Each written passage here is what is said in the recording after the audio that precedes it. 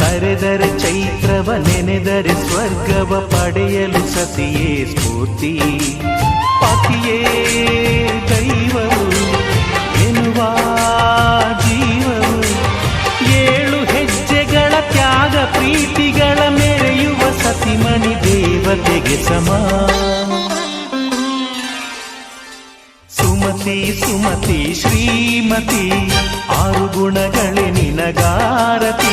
ಮನಕ್ಕೆ ಕೊಡತಿ ಮನೆಗೆ ಗರತಿ.